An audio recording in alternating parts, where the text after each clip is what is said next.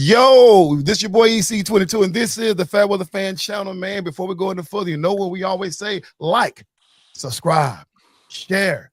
But most of all, leave comments because we want you to join this conversation, man. We're back for another week. We was off last week. I was off last week. We could have met, but I had some last minute things. But hey, it was turkey week anyway. You know, everybody take a break, right? It was time to eat anyhow. Time to start cooking. Time to eat, man. But once again, back in the house, J-Dub and Coach D-Way, fellas, what's up, man? Where y'all been? Hey. Hope everybody had a good turkey day. Yeah, absolutely. I did, at least. But everybody's ready to vibe in, and let's talk some serious smackdown. FairWeather Fan, good stuff. Hey, well, J-Dub, how you been feeling up there, man? I know y'all got some good Christmas weather up there. Oh, bro, I'm so sick of it already, and it's just now getting started. It's not even. It's only when it starts melting and turns slushy and everything gets bad. I gotta wear the same nasty pair of shoes every day. I don't want to ruin any other ones, but you know, it's just part of it, I guess. Yeah. Bless his heart. He's only got about 25, 30 pair. It's still in the shoe boxes that, you know, they're pristine. Hey, don't be putting my business all out there like that. I don't like that. My bad. He is with his Jordans like you are with your hats, EC. Yeah. Oh yeah. I'm a sneakerhead too. Wait a minute. Yeah. Y'all ain't seeing this case over here. I got, man, every closet that got some type of Jordan in it. I hear you. And boxes of hats. I usually order hats by the 30, so I don't have to do it very often. I love it, CJ. That's why we got to get Coach D-Way on board, man. I've been trying. Yeah. What's the temps up that way, J-Dub? The temps ain't bad. The temps are like 34, but that dry 34 that we're used to up here, it's just the fact that I think the last day we got another inch on top of it started snowing the morning of Thanksgiving, and it snowed for 30 hours. So, man, it was crazy. So it's melting. It's all slushy. It's nasty. It's not good. It's not the good snow you want to be out in. It's that nasty snow. Well, man, it would be in a state of emergency if that got 30 hours. Yes, it would be. All the viewers that may or may not remember, J-Dub's up in Great Falls, Montana. If you ever get a chance to roll through that area, it's gorgeous. I got about 8 years left on a 10-year sentence. So, you know, I'm riding out my time in the snow, doing it right. I can't wait to start sweating again. There you go. Up there with the Sutton family. If you know, you know. Yeah. Right. That's good stuff. Man, let's get into the rival week, man. This past week was rival week for college football, man. We had some good ones. We had some not so good ones, but we're just going to call out a few teams, starting out with Ohio State and Michigan. Listen, they set the tone for that one. Even though we all kind of figured Michigan was going to lose because Michigan ain't been that team they were last year. Yeah. But, man, it started out pretty little tense, and then, of course, you know, Ohio State took its thing. What do you think about the game, Coach? You know, just like you said, I mean, Michigan's down this year. Everybody knows it. Ohio State has one of their better teams, and everybody knows that. Michigan came out and did what they could do, the best they could do, as long as they could do it. And then the big brother walked in the room and said, "No, this is over. I'm taking over from here." You know, and that was Ohio State. So you know, just another what I would call pretty standard win for the Buckeyes. So, did you get to see or hear or watch? Wasn't that Coach Dave first time beating him? I think so. That's all they talked about all day long, and that's really the only. That's that one in the Texas game. Only two games I got to see much of, but man, listen, it is big brother, little brother. That was a good analogy, Coach. This year, it changes year to year in the game or the big game or whatever they call it up there, but. Man, when you have to block your own emblem so the other team doesn't get on it, that's a rivalry, y'all. There ain't nowhere else we have to do that right now. Hey, that was the game right there. Yeah, but no, they tried to hang with them. I think it was in the second quarter. That 35-yard touchdown really took the air out of the stadium and took the air out of the team. And then when they came back and only got a field goal, and then I think the announcers were even saying, if you're trading field goals for touchdowns, it ain't going to go well. No. So then, you know, but no, Ohio State, as much as it pains me always to say, they're the best team in the country right now, and they keep proving it week to week. Yeah. Well, let me ask Yeah. you. Let's go ahead and talk about it, man. Is planting the flag on the opponent's logo? I love it. I love that. Oh, it's not disrespectful to you? No, it's super disrespectful, but all sports is supposed to be disrespectful. I mean, to a level. Dude, that's J-Dub's vibe, though, man. To a level. I mean, I don't want anybody to hurt each other. The more thug, the more gangster it can be, the more ghetto it can get, he's down, man, The more I can run my boot heel into you in a rivalry game like this, I'm not talking about when you're playing a Division II Appalachian State type game. I'm talking about when you're playing your rivalry, right? So let me equate it to a baseball, right? I don't like the slow walk off for a home run when it's early, when it's May or June. But if you want to stroll yourself to first base in October, I'm good with it. The same thing, right? This is a rivalry like that. This is that game. And listen, y'all planting flags, y'all protecting your emblem. That's what makes this game the biggest game. That's why it's called the big game. Yeah. So I love all that. Hey, I'm going to just tell you right now, I don't know what the perception is out there, thug or not, ghetto or not, you know what I'm saying? I mean, it's competition, right? We just can't throw those words out there. I mean, you can if you want to, that's the way you view it. But listen, as long as we understand the rules, if you want to run out there and plant your flag, hey, you know what? Do it. If you can get out there. Yeah. But understand, don't complain about what happens when you try to do that. That's right. You're supposed to come at your head. You're supposed to try, and we're supposed to try to stop you. Listen, I draw the line at you using the flag as a spear. I don't want you to use that as a weapon, but short of that, I mean, I want y'all to be angry towards each other visibly. I want to see it. That's the reason I watched the damn game. He don't care about the game itself. He just wants to see all the. I don't care about the Ohio State Michigan game. I watch it to see the fight. Okay, another good one was Vanderbilt and Tennessee. Man, I honestly thought Vanderbilt was going to win that game. I really did. But I thought Tennessee was going to win that game, but obviously Vanderbilt had something else to say about that.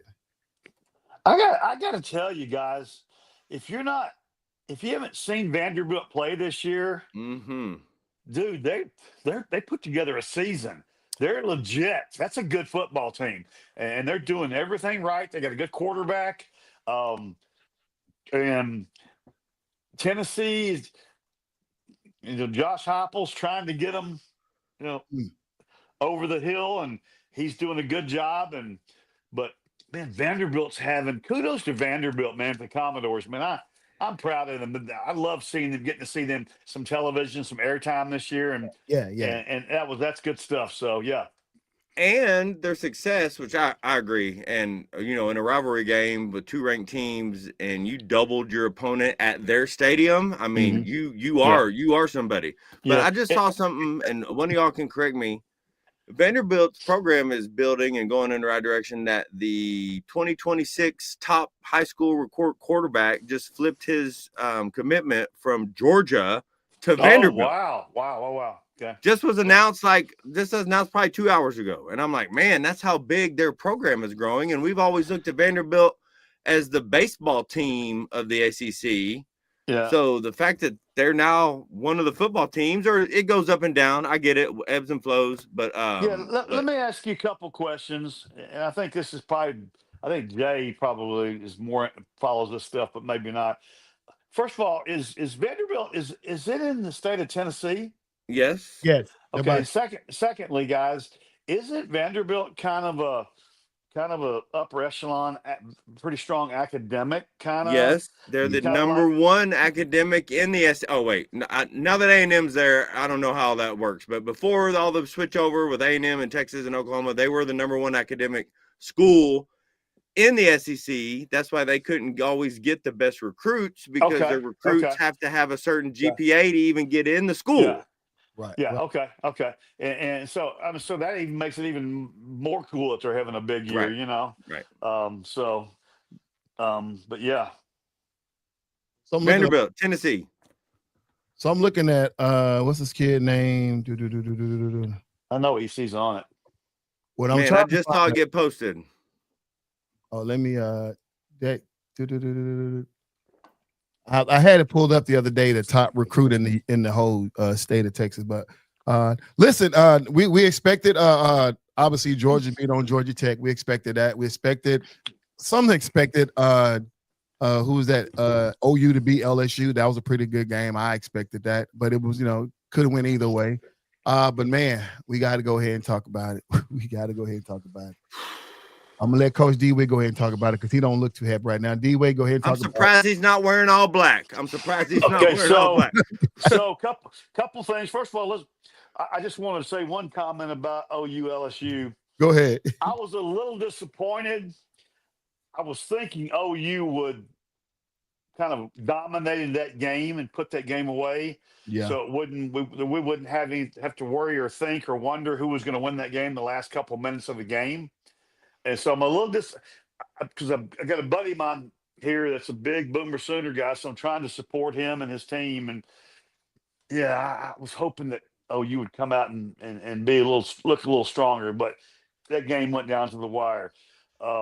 And I guess we need to go ahead and touch on it.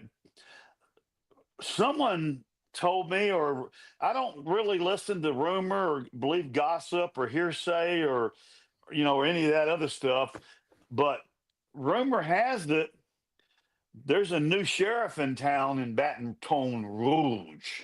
Yeah. Y'all know anything about that? Anybody heard anything about that? Wink, wink. It's a lose-lose for both of them. It's a lose-lose for both parties. Lose-lose-lose. It's a lose for all three parties involved. Lane Kiffin fit perfectly with Ole Miss.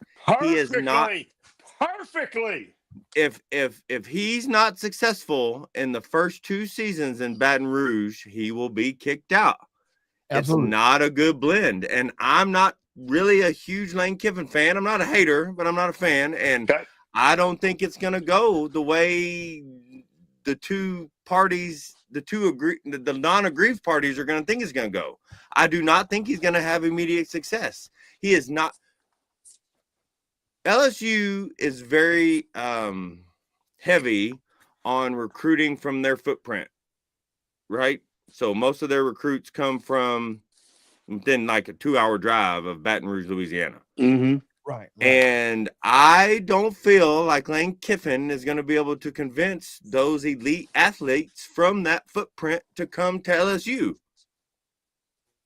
And LSU footprint is phenomenal. Talk about 3 top receivers: Jamar Chase, Justin Jefferson, Brian Thomas Jr. or whatever, senior. I don't know which one he is. But anyway, he's not going to be able to convince those kids to come play for him. I hope I'm wrong because I am an LSU fan. But so I just don't see it. Let's toss it to EC for a minute. EC, what do you think about that? What do you think about Lane leaving Ole Miss, and what do you think about all that? I mean, I don't like it, but I understand it. I don't like it because, listen, you took an Ole Miss team, an unlikely team, to the playoff, the CFP playoff. Preach. You're making some money. You're making about $4 million a year. Okay, but you got these kids to play for you, to add it to that franchise. When you look at his history, right? Ole Miss has been to the college football have been to a football, not football, but they've got bowl games, right? 46 in their history compared to LSU 56. So there's not much difference, right? In the history there, right? They've won 26 out of 46. Obviously, LSU won more of their bowl games, right? But it's the money that gets me, right? You can ask for more money in the Ole Miss. Thank you. They got it. They got it. They got the money. But you jump ship, and then here's the kicker. You still want to coach your team in the playoffs. Yeah. So now LSU's going to match the money he would have made if they got to stay or whatever. I'm like, I'm done with all of y'all. You're going to want to coach him in the playoffs. Yeah. Then it's the threat. Y'all don't know if y'all heard about this. He said that he want to coach the team, and if he's not allowed to coach the team, he's threatening to take the whole offensive line with him to LSU. But that ain't gonna happen because I've already read where Ole Miss has already retained a big part of their coaching staff. They've already re-signed them and paid them more money, the assistants and whatnot. But But here's the deal. it's the kids with the NIL money because LSU currently have double the amount of NIL money that Ole Miss have. So he can't take one of the big holes in the transfer portal right now. What I Exactly. don't understand is unless Lane, and I'm a fan of Lane. I like Lane. Yeah. Unless he thought that he's taken Ole Miss as far as he could take them, and unless he thought he'd have a better chance of playing for a national championship in Baton Rouge, I mean, because they're going to match the money. But for me, looking at it, I mean, he's not hurting for money anyway before all this. So he's looking at it, hey, moving forward in the next 5 years, where do I have a better realistic shot at playing for a national championship? If that was his thought process, then I'm okay with it. But y'all know like those seasonal jobs that come around like during the holidays when they're just hiring everybody. You already know it's like a 2-month deal. That's what LSU is. It's a seasonal job. You're only going to be there. You're not going to be there long term. So you pretty much is like you're getting hired to get fired. That's just what that is. The LSU. Yeah. But you alley-oop to me. So let me go ahead and finish it off. Let me go ahead and finish off the alley-oop. Yeah, come on, D-Way. First of all, it was a really good game, and I was asked by numerous people about it. Yeah. And I said the exact same thing to everyone who asked me, and that is the Texas coaching staff did a phenomenal job of making adjustments at halftime, and the Aggie coaching staff did not make adjustments at halftime, and it was radically shown in the second half. It was like a tale of two games, 2 halves, and Texas came out and made their adjustments and did what they needed to do, and A&M didn't make any adjustments. So I was disappointed, but hey, congratulations to Longhorn Nation. I told everyone on here for the last 3 or 4 weeks that this was the game that most concerned me, because it was going to be in Austin and because Texas had everything to play for and nothing to lose, and A&M, really they're going to be in the playoffs either way. Yeah. So, but yeah, am I disappointed? Absolutely. But man, kudos to A&M, kudos to Texas, and best of luck to my Aggies as we jump into playoff, which we'll talk about here in a little bit. So, what y'all think about the game? It was good. I mean, of course, I was bittersweet, right? Yeah, I wanted A&M to win, obviously, but that Texas defense, man. Listen. Go ahead. Come on. Listen. Come on. I toiled over this all night long. First of all, what up, Big D, man? Slime Elite, represent. Appreciate you. Z-Man, he came in and talked about Lane Griffin. Lane is hard to like, not a likable dude. Really doesn't have a solid skin. On the wall of hype he gets. Kudos to Z-Man. Yeah. Coming in hot. But y'all, listen. Bear with me on this one. Listen. I didn't want Texas to win this game because that would have been the whole ideal of them getting to the playoff was off. More than likely, a 3-loss team will not make the college football. But let me tell you, I'm going to give them a little justification. The league, the Associated, made them the number 1 team at the beginning of this season for all these reasons. They made the quarterback a Heisman candidate before the season even started. They didn't live up to expectation, but since the season has started and through the season, you're talking about beating OU and turn around and beating Texas A&M, the number 1 team in the SEC at that time. Yep. They have really took off. And I think they've found their heading right now. So you're talking about taking this team to the playoffs, even though they're a 3-loss team. There's not a team, I think, that's in the SEC, that's in the college playoff, or they'll make the college playoff, that the Texas can't give a run for their money, including the lost to Ohio and Georgia. Georgia. So they won't make the playoffs more than likely. But man, if they did, nobody be disappointed because this team is a team that you do not want to see in the college playoff. You knocked it out of the park, man. Nobody right now would want to play Texas. Texas is just now, J-Dub, starting to get the steam and starting to get it figured out. And guys, we all three know their defense is crazy good. So the best I've J-Dub, seen. what do you think, J-Dub? Brother, it was a good game. It was a good game. I think Marcel Reed, especially in the second half, he wasn't ready for that big of a moment. I don't think most people outside of Texas understand the hatred that A&M has for Texas, so it's reciprocated the other direction. You know what I mean? So, I mean, like 7 of y'all's fight songs reference the Longhorns directly. You know what I mean? Right. So, he's a phenomenal player. I have nothing but respect for him, but I don't think he was ready for that hostility. And it's been how many years? 16 years, 12 years since that game has happened. Yeah. It was a good game. I think, and I've been hard on Arch Manning for sure, but I think it's easy for us to forget because he was a Heisman candidate preseason and because Texas was number one. This kid is 19 years old. You know what I mean? Yeah. He is still learning. So this whole season, we have seen him progressively get better. And since he's had such a bad year, he's already committed to coming back next year. So, I mean, I think Texas is the most dangerous team. The other 11 teams do not want to see Texas in the playoff. Yeah, I don't think they can win the national championship, but I think they can knock off the person who thinks they can win the national championship. Does that make sense? Yeah. So that's why I said what I said. Nobody would want to play Texas right now. Nobody wants to play them. They're not going to win the second game, but they're going to win that first game for sure. Yeah. Oh, absolutely. Absolutely. Yeah. Speaking of the college playoff, listen, predictions. Who you think is going to get in? Okay, whoa. Did I skip some? He didn't skip. Not on purpose. Okay. I thought the best game of the weekend was the Auburn-Alabama game. Ooh, okay. Did anybody besides me, did anybody else get to watch that? Not live. Yeah, I watched it. Yeah, dude. I was watching, but I had my hate. I was hating the whole way. Props to the War Eagle, man.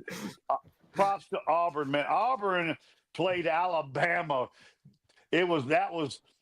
Auburn had the ball and was driving, and the kid threw an interception, but it wasn't his fault. Yeah, that was a really good game, guys. What was the final score? Oh man, let me pull it up real quick. Anybody have it, Jay? You have it in front of you? I'm sorry. Say that again. What was the final score of the Alabama game? 27-20. Yeah.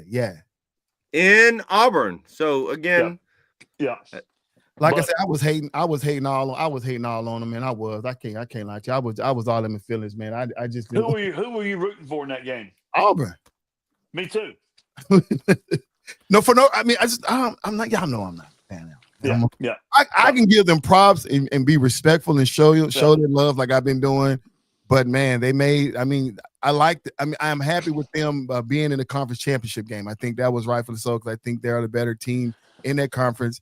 But I wanted them to play against A&M so A&M can mollywop them. But anyway, it didn't happen. So all good. So, but to your question, what do we think about the playoffs? It's going to be super interesting. The only team, and I want to hear y'all's take on everything. The only team that I still just I'm not buying it until they prove me wrong is Indiana. Okay. Until they prove me wrong. I know. But you asked the question, what do we thought about the playoffs? So I guess we'll find out. Y'all's turn. Go ahead, J-Dub. Man, that was a tough one. Man, I'm not trying.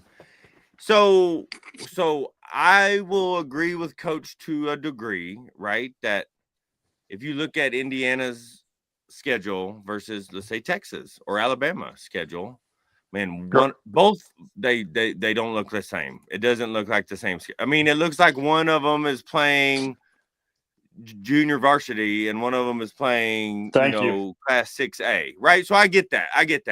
Yeah. But like I say, and like we've come to a bunch of times in this podcast, is we didn't make the rules and we didn't force you to go into a conference that you shouldn't be into.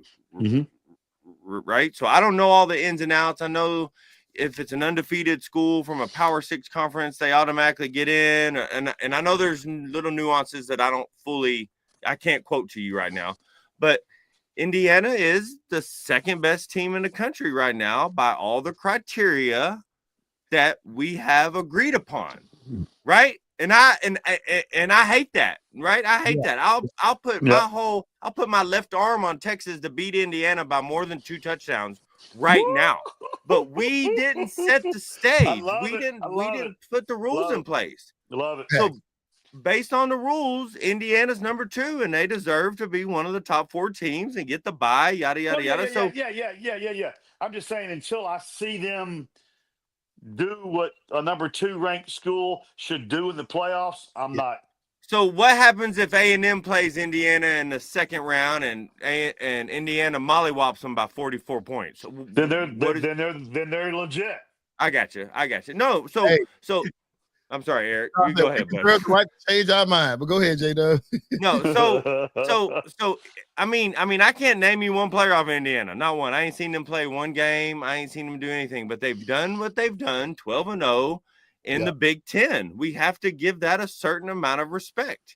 If not forever, I'm not saying they're building a program that's going to be a dynasty, but for this one time, they're 12-0 in the Big Ten. Well, so whatever that means, we have to respect that. And I will say this: they had a monster year last year, and so now they're 2 years. They're 2 years in a row now. So EC, what's the bracket look like? Can you have it in front of you?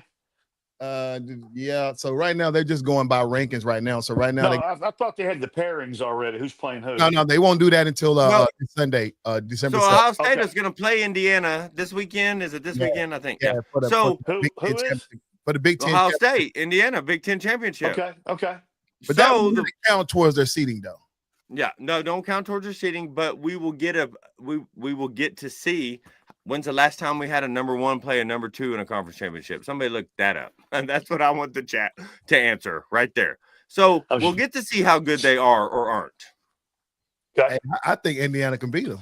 I think so too, but I'm Ohio State hater, so I don't. Here's my question. This is what I don't like about all these big Power 4 schools. That how in the world you let those 2 teams not meet up in the regular season? Yeah, that's right. That part. Yeah. Well, you can say the same thing about why didn't A&M and Georgia, A&M and Texas play? I mean A&M and Alabama play each other too. You can have that same argument. There's not a 0-loss team in the SEC. All of them got at least 1 loss over there. So because they're all playing each other, and most of them came from the SEC. Yeah. So I can at least appreciate that. So let's go down that hypothetical just for 30 seconds. Y'all give me 30 seconds. Go ahead. Split up the SEC. Alabama's in the ACC, Georgia's in the Atlantic 10, Texas is in the Big 12, A&M's in the Big 10, Oklahoma's in the Pac-10. Are we talking about all these teams are going to be undefeated? If they're all that much better, if they all switch conferences, do they all go undefeated every season?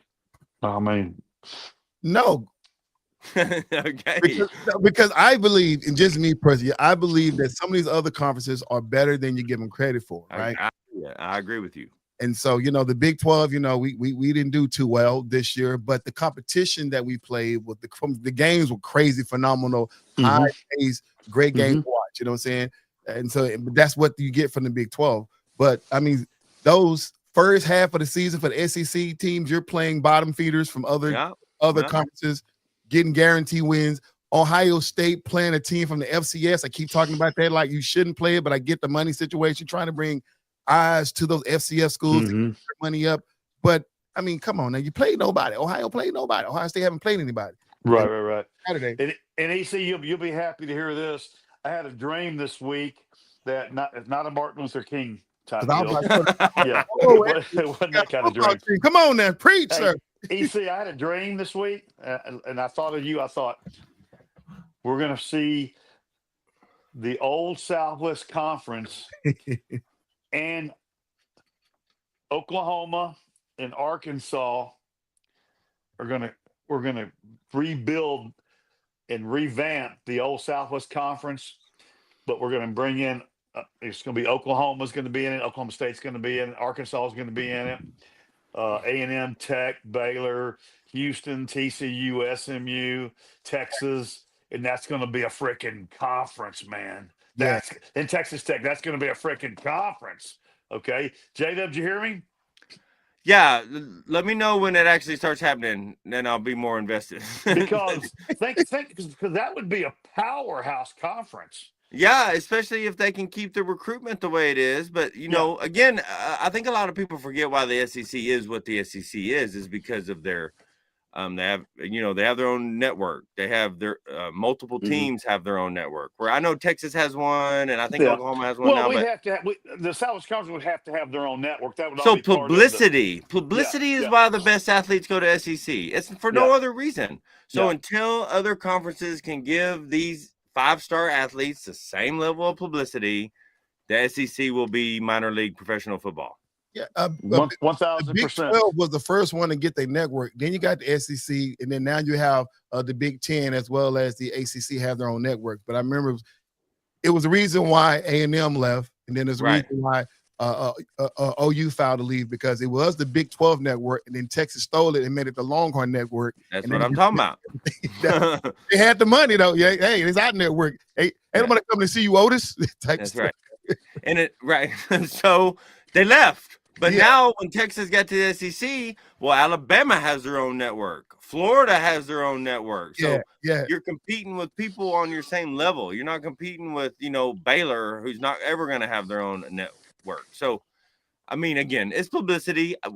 We know why they go to the SEC. We know why the SEC is better. So that always makes these conversations more difficult. Right. So what do y'all think? Who do y'all think is going to be playing the national championship? I mean, I love asking these questions and hearing everybody's take on it. And all the viewers, everybody out there, who does everybody thinks going to be playing the national championship game? I don't know. It's kind of hard because I want to see the seedings first, because then I may pick a team. Right. But I'm a cheat. It's gonna be Big 12 versus SEC. It's gonna be Big 12 versus SEC. Boy, JW, you all right with me. And the Big 12, y'all better not let Big 12 win this thing. I swear to God, I'm gonna be we ain't never gonna hear the end of him. Oh my God. Who in the Big 12 could play in the national championship? Well, we got to see based on seedings. That's what I'm saying. It's hard. I think Tech is a good squad. I think A&M. I'm sorry. That's my old school. Came out for a minute. I came out. Tech is blowing it up this year. BYU in Tech, I would really like, not for a national championship game, but I'd really like to see Tech and Indiana play at a neutral site someplace. I think it would be crazy good. So I just don't want the SEC team up there, because they're gonna have more people in this playoff, and I want none of them to make the finals. This is gonna be a phenomenal conversation in 7 days. 7 days from right now. You're gonna run it back 6:00 p.m. next Tuesday. That's right. Hey, let's jump on over to the NFL real quick, man. Let's do it. Contenders or pretenders? I'm gonna list some teams out there. The New England Patriots, the Jacksonville Jaguars, the Chicago Bears, and the Carolina Panthers. Who are the contenders and who are the pretenders out of those? You got the Patriots, the Jaguars, the Bears, and the Panthers. Go, J-Dub. Man, that's tough. And I've been thinking about this because I saw I saw the message earlier. So if I'm gonna give credit to the Texans for what I'm gonna give credit to the Texans for, then I have to put the Jaguars as contenders, right? Even though I'm not a Jag fan, all their losses are to great teams, and they were in every game. And then the other one that I think is a contender, especially after last night's game against a bad New York team, I get it, but man, Drake May, I've only got to see him play live twice, but that dude is for real. I didn't know how good he really was, even though he's a Tar Heel, so I'm extra invested with him right now. Man, so I think the Patriots and the Jaguars are both contenders. For real. I think I want to say the Bears too, and hell, I like the Panthers as well, but I don't think the Panthers have enough for this season, and I still am not convinced that the Bears can win their own division. I mean, I hope maybe they can, but if I have to go 2-2, give me both AFC teams. What about you, Coach D-Way? Okay. So, definitely the Patriots. I mean. Or what? Contenders or pretenders? No, they're contenders. They're big time contenders. Beat I'm Buffalo not. in Buffalo. You know what I I have mean? tried my damnedest to root for Jacksonville over the years, and I want Trevor Lawrence to be the next, but he just. So I don't think Jacksonville's the real deal, and I don't think Carolina's ready yet. I think they're still young with their young quarterback. And for my buddy Brandon Marshall, who's a monster Bear Nation guy, hey, I make this statement. If Caleb will protect and take care of the football, Chicago's defense, dude, is legit. They're good. I think they're leading the league in takeaways. Y'all can fact check me on that, but I'm pretty sure that the Bears are at the top of the food chain turnover wise. Okay, so I believe the Bears, which they may not win their division, but Easy, Lewis. Don't steal my thunder. They're gonna make a lot of noise. We're not there yet. Yeah, and so Lou, I agree with you. Yeah, I think Lou, you heard what I said. If Caleb will take care of the football, they have a real good shot at this. So I'm going Bears and Pats. EC, how about you? All of them are contenders. That's All tough. of them are You contenders. cheated. Yeah, I knew something funny was happening when all four of them were good answers. Oh my God! No, honestly, I was just joking. But no, I'm with you. The Carolina Panthers are out for me. But the other three I like. New England. I mean, I really just stripped down that first half of Drake May like you did, J-Dub. And I'm watching this guy. Those 2 touchdown passes. Man, on the button, son. You know what I'm saying? And then of course, I'm liking what I'm seeing out of Chicago. I mean, right now, they on a roll right now. They're on the mission right now, and it's not because rolling. It's because that coach, man. That coach right there is man. Listen, he's the reason why they're contenders. Straight up. Oh yeah, who you telling? And in Jacksonville, some strange reason, I just felt like they felt their mojo. I think I've never been a big fan of Sunshine.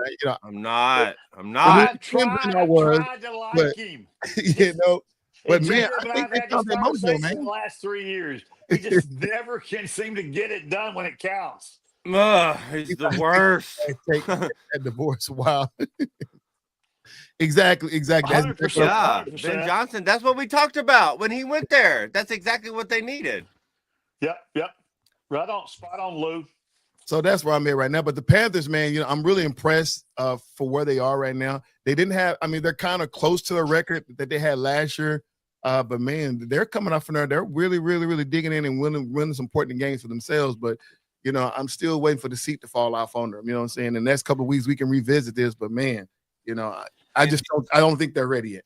What Bob just said, I think the Packers win both games, and they got 2 games coming up. So again, I'm not against the Bears, but I think the Packers beat the Bears twice in the last 4 weeks of the season. So that's why I put them on the pretenders. Not that I think they're pretenders, but of the 4 given, I had to go with 2 of them. Jay, I'll take some of that. Yeah. Okay. I'll take some of that. I don't think the Packers beat the Bears twice. Are we going with the spread or just straight up? Are we going to money line? Because you got to give me more money for that one. No. I'm just telling you. I'm just saying. I mean, I'm fooling. I know. Me too. Hey, let's get this next one. This one's going to be a little bit different. The most dangerous team right now at this particular point in the season. Now we're just 5 weeks away from this whole thing coming to the playoffs. The teams are the Dallas Cowboys, the Kansas City Chiefs, the Baltimore Ravens, or the Cincinnati Bengals. Who are the most dangerous team? Here we go. Okay, but you got a Colts jersey on, so I'm not understanding. I don't either. Excuse me. You better check yourself. The Dallas Cowboys. Can you read that? My bad. You better check yourself. My bad. That's on Roger. That's an autograph, Roger Dodger. You better be careful now. So Cowboys are the most. What about you, J-Dub? Who is the most dangerous team? all four you listed. Get it down to the Cowboys. I know who he So should all four say. you listed are dangerous. I haven't looked at all four of them schedules, so I don't know who they're playing. Dangerous to me means can screw somebody else up. It just means that they right. So I haven't looked at everybody's schedules, but man, Kansas City, as much as I'm ready for them to go away. I mean, they could upset. They're still a Super Bowl team. They're still a Super Bowl champion. Dallas's defense looks way better though, right? It ain't even the same. So I haven't looked at the schedules, but I'm gonna be honest with you. At this point in the season, I don't want to play any four of those teams, especially with Joe Burrow coming back, right? Okay, so whoa. Okay, let's just take a pause for the cause. Okay, Jay, are you not going to put your boys in there in this conversation? Well, they're not on the list. They don't have to be on the list. He said the most dangerous team in the NFL right now is the Houston Texans, homies. Listen, it is what it is. Thank you. Y'all can't score, and we learning how to score. I mean, it's not. Listen. I think they're gonna make the AFC Championship. I hope. I'm not gonna say I think. I hope they go into Kansas City this week and just beat the brakes off of them from what happened in the playoffs last year. And as Coach reminded me, there was some controversial refereeing, and I'm I think they're gonna hold that on their shoulder. No, the Texans' most dangerous team in the NFL, as far as I'm concerned, right now. But no, you had the criteria right, because the whole criteria for the most dangerous team is that team that can spoil somebody else from getting it. Right. So here's the question. Here's the question for both you guys and for all the viewers out there, and I want to hear because I want to know. Inquiring minds gotta know. Okay, was the Joe Burrow led Cincinnati Bengals ass whipping of the Ravens this past week, was that a fluke? Was that, or are the Ravens that bad? I'm listening. Man, go ahead, Nate, up. I can tell you. I don't even know, because I'm trying to go through their schedules real quick. Based on danger level, what we just decided, the Rams are pretty dangerous because they can end a bunch of not the Rams. The Lions are pretty dangerous because they can end a bunch of people's season with victories if they win on their side. But I didn't get to see the Ravens and the Bengals, but all I know is the Ravens are in complete disarray with a whole team full of veterans, and the Bengals got their golden child back. I mean, it's, and if you look at a line graph, there's one going down and one going up, and they were on the wrong side of it. Yep. AC, what do you think? Man, first, no, it definitely wasn't a fluke. Mighty Joe is back. We know what this Mighty team Joe's is. back. AC, who are the dangerous teams in your opinion? I think all of them. No, just yeah, no, that's right too. All of them. But so the most dangerous. Well, I think the Bengals are the most dangerous team on this list, right? Wow. Even over the Cowboys, because I mean, Joe Burrow is a special dude. Straight up, he's a special dude, and he's back now. Facts. You already know that, right? He's playing in the division, and the division that's weak right now. So all they got to do is win the division, which he can. And once they win the division, then all of a sudden, man, it's running the table from here on out. If they can get to that point, right? The Cowboys is my second favorite. But the only problem with the Cowboys is I'm still sketchy about their defense. Joe Burrow is a game changer type of dude. He can sit up there and throw for 400 yards and make it easy. We can't expect Dak to do that every single game. Although he's leading the league in yards per I don't know how you say that. Yards per game, but it's the things when it's expected. Because he's more of a game manager. They'll turn the ball over, get it in spurts. Yeah. You put the game on his back and say, hey, go out there and get a tubby after tubby. That's a hard ass for Dak Prescott. Don't mean he can't get it done, but we know with Joe Burrow. Joe Burrow, he Joe Cool. He gonna go out there and get it done. Yeah. Interesting. Okay. And Joe Burrow is 3-0 this season when he starts. Absolutely. Yeah, That's right. That's exactly what we're saying. Spoiling will try to run the table, but that. Okay. So speaking of running the table, let's go ahead and go there. Run the table. Who's going to do it? Run the playoff hunt and run the table. So you have, obviously in the AFC, the guys that are in the hunt, or the Texas Steelers and the Chiefs. In the NFC, you have the Lions, Cowboys, and Panthers. I already know what J-Dub gonna pick. Who's gonna run the table at the AFC? Right outside is who you. I'm gonna let you say it, AFC. Y'all better not let me talk. I got a good flow going. I got a good flow going. Go ahead, go, man. Again, I know this next game is a big one at Kansas City. I think they got Kansas City. They got the Cardinals. They got the Raiders, the Chargers, and then I think they got Jacksonville again. Yeah, bro. It's not a far stretch of the imagination to say Houston doesn't lose again until the playoffs, and then we have a different conversation. I like right? it. I like it. And all, just like I said about Jacksonville earlier in the segment, all of their losses, every one of them is to a current playoff team. And every one of them, if we're all sports heads, we know what the definition of a good loss is. Yeah.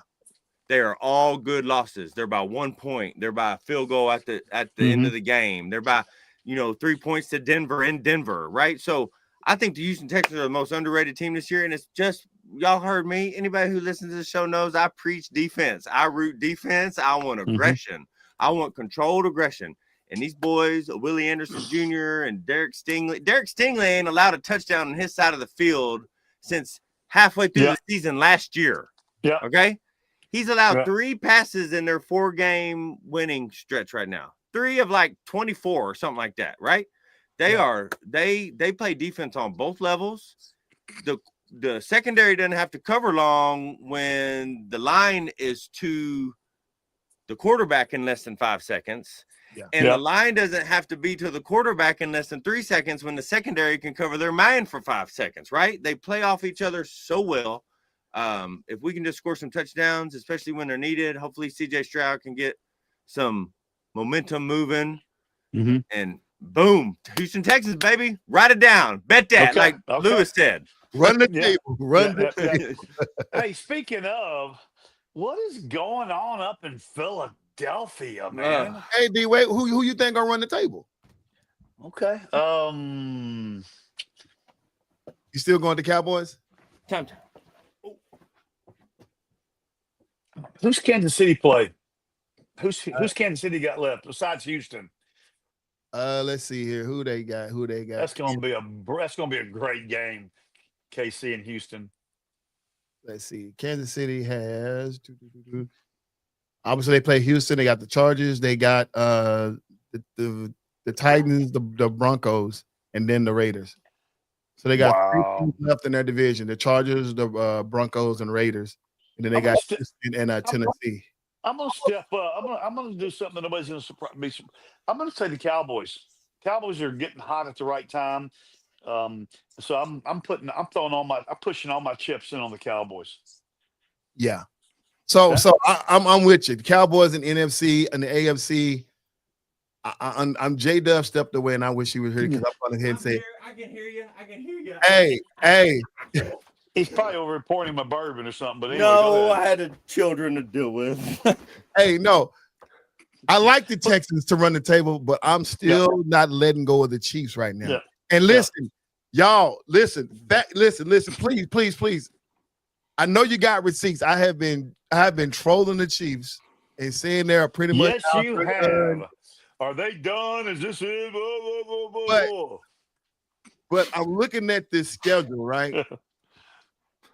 This is usually where they got to sit back and define who they are. Because who they are right now is who they may be for the next couple of years. I'm just coming because every team is going to get better. There is no off season. We got to get better. Everybody's going to get better. So right now, this season, you got to prove who you are. I'm not saying go win the Super Bowl, but you got to at least make the playoffs. You cannot sit around and not be a playoff team. If y'all not a playoff team, this is going to be bad for the next couple of years. And can y'all believe that we are not talking about Baltimore? We haven't said anything. Jada, I mean, we talked about it a minute ago, but can you believe that we're not talking about them in a different light? But Baltimore, somewhat, in my opinion, get a pass because Baltimore and the Bengals get a pass somewhat because both of them lost their starting quarterback for a while. And listen, I'm the biggest Lamar Jackson fan on the podcast, but he was not good even before he got hurt. Yeah. I am Lamar Jackson's biggest fan on this show, but I don't know what happened. Hey, anyway, My bad. Just a backdoor on something. I think, listen, if the Cowboys get through this upcoming weekend, I can see them running the table. If their defensive line keeps holding integrity like they have been the last 2 games, right? It's going to be setting edges, hitting people in the mouth, right? You got to take it to them. Man, this Thursday night, it's going to be really interesting. Secondly, I want to mention something that Jonathan G said, which I agree with. The Colts schedule is tough through the rest of the season, but it's also sucks for them because their schedule for the beginning part of the season was rather easy, with the exception of the Broncos in week 2. They've had a pretty good cakewalk, which is now. So this, like Coach said last week or whatever, this is when we start separating people, because you get to see who had an easy first 6 weeks, 7 weeks, who made adjustments, who did things differently to be better in the second half. And now all of a sudden your second half of the season is twice as hard as your first half. So, man, I was weird with how the Colts got so good so quickly, but I think the next few weeks is fixing to bring them back to reality real quick. And then another team we never talk about, but I told J-Dub on the phone a couple days ago, guys, do not count out the 49ers. Okay? Do not overlook them as we get closer to the playoffs. Not to win out, but if they can get in. So, and I know J-Dub, I'm surprised he hadn't said much about it, but J-Dub, I'm going to overlook them. I'm going to say it right now. I don't like them. The 49ers ain't going very far, right? Yeah. So they've got a good, what are they, 8-4? But all their losses came to good teams. They're the opposite. Yeah, but they've been hurt all year. Well, listen, everybody's hurt all year long. I don't think the Texans have a starting safety right now that is not on the injury report. But I'm surprised that J-Dub hasn't went harder with Denver. Well, again, because he's trying to be pretty chill, but he is really drinking the I'm not a Denver Kool-Aid, fan man. necessarily, but He that really defensive line is something we ain't seen since the chain gang of the Titans, which was what was that, 20 years ago? I mean, that defensive line changes things. We were 6-7 weeks into the season, and they had twice as many sacks as the second place team at that point in time. Yeah. It's just so that I'm impressed with what that line does and how much. But at the same time, y'all watch some Denver games. Their secondary is garbage. Moss has 12 pass interference calls. I mean, he had 2 against CeeDee Lamb. Y'all saw those 2, I know. Yeah. So their defensive line is just studs up front, but they don't have a secondary, and they need to figure out how to run the ball a little bit more. Denver is for real. I hear you, but Bo needs to be more consistent. Bo's Tony Romo right now to me. Ooh. I'm with G. Denver is for real. Denver is for real. You know, it's like the Kansas City has been on top for so long, right? But what we all forgot that division historically belonged to Denver. Mm-hmm. And so now Denver has reclaimed their rightful place. And that's why I said Kansas City better get together, because Sean Payton and Bo Nix, man, they ain't about to let this thing go. So you better figure it out. But like I said, who got the worst? Who got the toughest division? Is it? I think it's go ahead. I think it's the Packers, Bears, and the Lions. The North, the NFC North.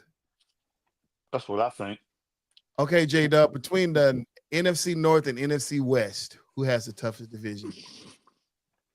Now I'm going to read the schedule, but sometimes the schedule, the records, but the records sometimes don't tell the big picture. You got right. That's what I was trying to 9-3. The Seattle Seahawks at 9-3, and then the San Francisco 49ers at 9-4, and the Cardinals out of playoffs at 3-9. Versus the North, you have Chicago Bears at 9-3, Green Bay at 8-3, Detroit at 7-5, and Minnesota at 4-8. Yeah. The only way I know how to answer it would be to say I would rather be the GM of the Arizona Cardinals than I would of the Minnesota Vikings, right? If I take the bottom 2 teams and I'm trying to be competitive with the top 3, I'd rather be the GM of the Cardinals than I am of the Vikings, because the Bears and Packers and the Lions, I know contracts come into play and free agency and all that nonsense that I can't stand, but they're solid for a while. Yeah. And I think, with Matt Stafford, eventually, if sometime he's going to have to quit playing the game. And San Francisco, pretenders, Seattle goes up and down. So I would rather try to compete in the West than I would in the North. That's my answer. Hey, Les. What's going on? Let's end the show with this conversation right here. Yeah. How good are the Dallas Cowboys? We watched them beat the last 3 years Super Bowl champions. Kansas City went back-to-back, and then the last year you had the Philadelphia Eagles. We watched them in a span of 4 days. Mm-hmm. Two teams in the span of 4 days. How good are they? Everybody that's on the show and everybody that listens to and tunes in and comments and participates and supports all the above, they know that I am the Dallas Cowboys' biggest critic. Okay. I just say it like it is. And they also know that I'm one of the Dallas Cowboys' biggest fans. Okay. So if you look at the Dallas Cowboys, I really want to reserve my answer until next week. Okay. I'll have a better, I can answer that question better after Thursday night. Okay. I hope they're as good as I think they are, but I won't know until Thursday night about 10:30 p.m. So how about you, Jay? What do you think? I agree with part of that, right? But we got to make bold assumptions out of nowhere sometimes on here. And if you just look at their season in the last 4 weeks, the amount of points they're giving up versus the previous 8 weeks, it's two completely different defenses, right? And I don't even care if you win all those games, but you you can't be giving up an average of 35 points a game. Average. I'm not saying you can't have a bad game every once in a while. So I'm optimistic about the line changes. I like that middle linebacker they got too. Can't remember his name. I ain't learned all the names yet, but I know they did a lot of moves and they seem to be working. Yeah. You get to test it. You've tested it against an Eagles team. You tested it against the Chiefs teams, two known teams. You got a Lions team, a young team coming up. So they have a fairly easy schedule to end the season. So we should see what they can do now on defense with these changes. And I mean, I'm not sitting here saying they're going to win the Super Bowl or even go to the NFC Championship or even make the playoffs. But if they keep moving in the right direction and they can hold on to these pieces that are keeping the scores low for the opponents, the future's bright. Yeah. EC, answer that question. Well, I'm going to look at something. EC, answer that question. Your own question. Oh, man, I'm going to get this. Lewis said, I will say this. Since the acquisition of Quentin Williams, the Dallas Cowboys have not given up over 70 yards rushing to any team. Well, heck, there you have it. I like that. Listen, that's what I'm saying. A defensive end can change your life. The Cowboys will win the NFC East, and then G said 11 wins this season, like I called before the season. He did call. I had him at 9-8, but, No, listen. How good are they? Obviously, the offense, we've been praising the offense ever since the beginning of the season. They are who they are. The offense is very close. I'm just so shocked because you're talking about how bad their defense was, right? At the beginning of the season. And just in one trade, two trades. You're getting Quentin Williams, you're getting Logan Wilson, and then you're bringing out the other guys like Deron Bland back, Overshawn back. Those were the key pieces they need. Yes. Quinyon Williams was a piece of the puzzle, but he wasn't the biggest piece. Without Bland, without Overshawn, things are a little different for this defense, right? They're still giving up big yards in the passing game, but so is any other team. All I ask this team is to be just a mediocre defensive team. Get back to their signature, right? Big field, we okay. Little field, we shutting you down. And when they get into the red zone or goal line, they have a phenomenal goal line and red zone stand. So that's the Cowboys, and I know. So now, you take all that into consideration. This is a very, very scary team. This is a team that potentially can win the Super Bowl. Because right now, there's not a team out there that I'm looking at that scares me when it comes down playing the Dallas Cowboys. Obviously, we got to get back to the Detroit Lions. Will they lose 2 back-to-back games at home? I don't know. Dan Campbell just took over the play calling. He's been looking suspect. So if he called a game, Yeah. he may lose his game. So they're gonna have to do something different. So y'all Uh, don't look. Let's see what Z-Man. Overreaction Tuesday. Z-Man, the Cowboys are who we thought they were. They will fold like a cheap suit. Lou, Z-Man, I agree, but that folding happens in January. Eberflus only needed talent to improve his defense rather than calling him a horrible DC. Well, we'll see this. We'll see this week. that's a good point. You guys don't look. I'm going to ask you real quick, Jay. What do you think the Cowboy Detroit line odds Vegas line is this week? Without looking. It is in Detroit. I am going to put it at Detroit minus 3.5. Detroit. So what do you think, EC? Hmm? What do you think the line is? You don't need to be looking over there. Oh, I've already looked. I'm sorry. Okay. Oh. Okay. So Yeah. I would have said 3.5, but right now it's at 3, I think. Yeah. Okay, so they're going for ties. That's all good. Yeah. That's how Vegas knows. Because anytime Vegas takes off to half a point, that means they don't know what they're talking about that week. So what that means? So typically Vegas always gives the home team 3 points. So what Vegas is saying is if these two teams played out on the middle of 635, it would be a pick 'em. Right. EC, right? Yeah. I think that's what Vegas prediction. They got the Detroit line 61.8% chance of winning this game. Okay. And where Dallas has been good, they're again a good defensive line. You help stop the run. Well, Detroit is good with Jahmyr Gibbs and David Montgomery out running the ball. So you got to put the ball in Jared Goff's hands. And now again, so you change the line, you change the dynamic of the whole team, and that's what they did. So we'll see if it pans out. So my prediction is if Dallas can minimize, talking about defensively, if Dallas defensively can minimize giving up the big plays, if they let Jared Goff, throw a 40 or 50 or 60-yard touchdown pass, they don't have a chance. If Dallas minimizes defensively the giving up the big plays, then they have a really good chance of winning this football game. Y'all? No, I'm with you. That is guys, that's got to be the key. Because this Detroit offense can get real superhero in the blink of an eye, with Amon-Ra, and then of course it's a two-headed monster running back. Jared Goff is doing his thing. So is St. Brown, is he hurt or is he healthy? I think he's questionable. I think because he's worn the Cowboys out the last couple of years. But if Dan Campbell was calling, I didn't know Dan Campbell was calling the plays. I missed that nugget. And if Dan Campbell's calling plays, I have much respect for Dan Campbell, but he is not an offensive guy. He's a locker room guy. Bro, he's been saying that all year.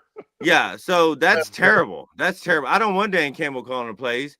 So the Cowboys got to drop the backers and let the line do nothing but pressure. We're not getting cute. Drop the backers. Don't let them get anything more than, 10, 12.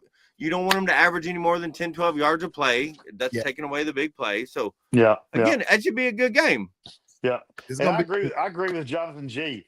I mean, because getting better players always helps make coaching staffs look better. So, and it makes coaching easier. Oh, you know your job, you go do your job, and let me deal with the other 10 guys who don't know how to do their job. Yeah, but it's going to be fun. Yeah, Lou was saying earlier, he said that he wondered if Matt Eberflus wasn't just a horrible coach, he just only needed better players. And G said, no, he's still a horrible coach. But, getting players help. I tend to totally tend to side with Jonathan G on that. So, but, man, it should be good. I mean, everything. College and pros is going to be off the chain the next couple of weeks. Hey, if you guys who've been watching this or watching it on rebroadcast, if you have been watching football, whether it been from high school to college to the pros, man, you must don't like football because there has been some major things going on right now. College is about to explode up here coming next week on December 7th when we find out who is going to be in the playoffs. Man, this has probably been, and I said this last year, and I didn't think that we could outdo last year's performance, but man, this year has been a phenomenal, because you're talking about teams like the Panthers, the the Patriots was the last of their division last year. Yep. And now they're the top of the division. You talking about who else? The 49ers was the bottom of their division. You know, the Panthers wasn't doing so good last year. Mm-hmm. You know, so many teams had just flipped the table, you know, and now you don't hear about the Baltimores or the Chiefs anymore. You're not, you know, people are now questioning, like we did last year, the status of the Philadelphia Eagles, and I think that luck has run. And they're questioning the status of the Buffalo Bills. Buffalo Bills has been looking very pedestrian here lately. So it's like, man, but I mean, like it or not, the Denver Broncos 10-2, phenomenal football. New England Patriots 10-2, 11-2, phenomenal football. Call it what it is, but these teams has been really playing some really, really, really good fall. Matthew Stafford is still, I hope we all agree, he's still out of MVP. Yeah. He's still, So, you know, who thought we'd be in a season where we wouldn't be talking about Lamar Jackson, Josh Allen, or Josh Allen and Joe Burrow as MVP? Pat Mahomes MVP. Yeah, it's crazy, dude. Crazy. Out of nowhere, because they were the top 3 contenders last year. Yeah. Right. And I know this is going to be a safe comment. Yeah. And this, I'll save it for closing remarks is what I'll do. So, because I know we're about to get there here in a minute. So, well, we already there. With that being said, y'all, this is FairWeather Fan Channel, man. Listen, all you guys who joined in, man, appreciate all the love. And I'm going to say it one more time, but right now, please like, subscribe, share, leave comments. Most of all, join the conversation. Coach G, go ahead with your final words for the day. It's going to be simple and short and sweet. I'm never, ever, and that's a long time, going to count out Andy Reid and Pat Mahomes until they're out. Until they're out. Yep. Physically out, done.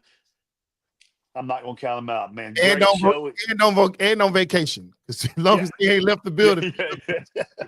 So that's my final thoughts. J-Dub? What you got, brother? Brother, we have talked football to death.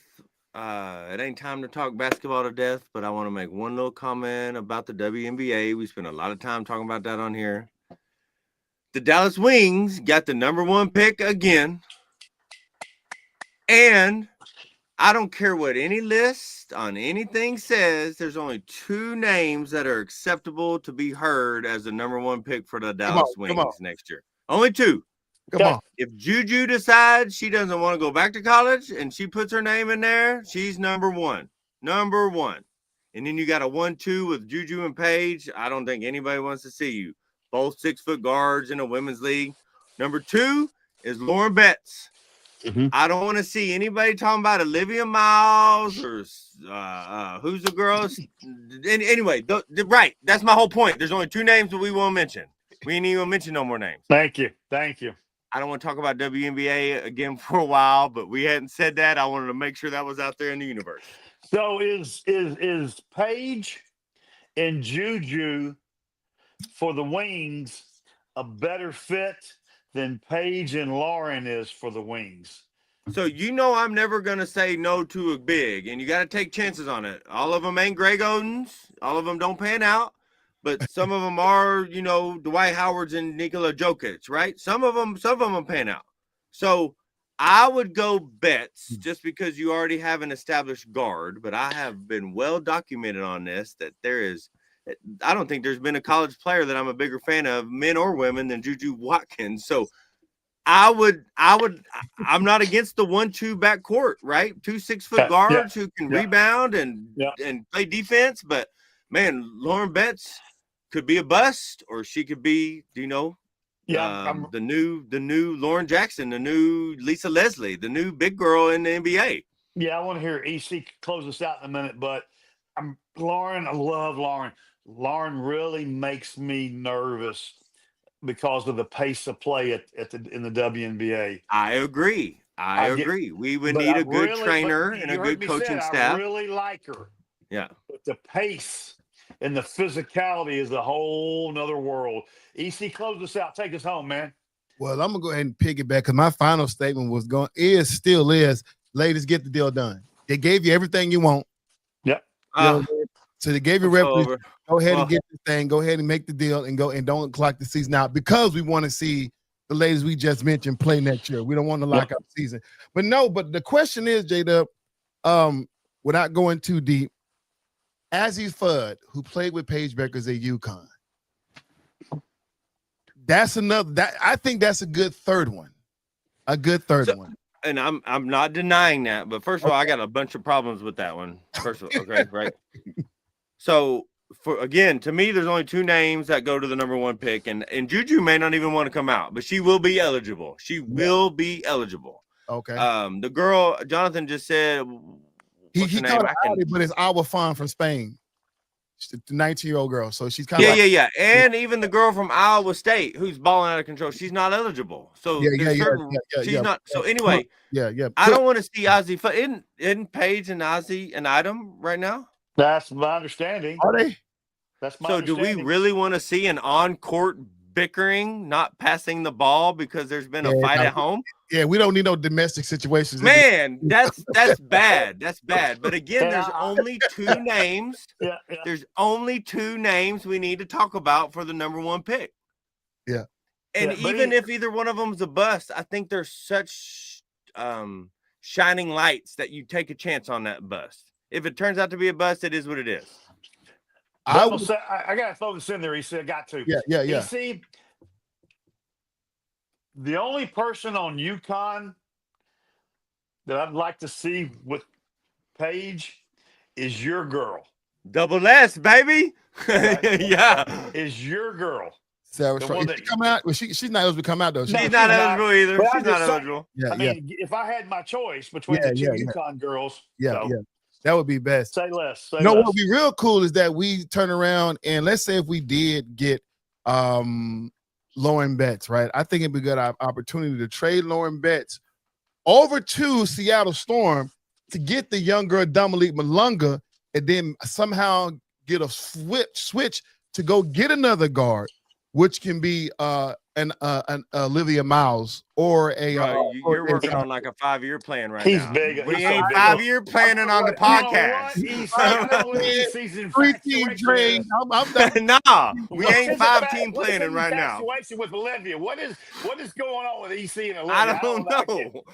Hey, I don't even want to. Hey, Olivia, man, listen. That chick's gonna be special for the WNBA. So I mean, be special. Hey, y'all, but that's all we have today, man. Listen, y'all, appreciate all the fan support. I appreciate all guys for standing and watching us, man, and listen to us, man. Share this video. If you're on Facebook, if you're on YouTube, man, please go ahead and hit that share button. Definitely, if you're on Facebook, share it. Let all your friends and family know that we're here every Tuesday, 6 p.m. Central Standard Time, man. Show us the love. Leave comments like you've been doing. But definitely, before you log off, if you've been watching, please hit the like button, man. Let us know, man, what we can do better, man. But this has been your boy EC22 along with J-Dub and Coach D-Wade. This has been the FairWeather Fan channel. Man, please like, subscribe, share, leave comments. But once again, for this episode, we are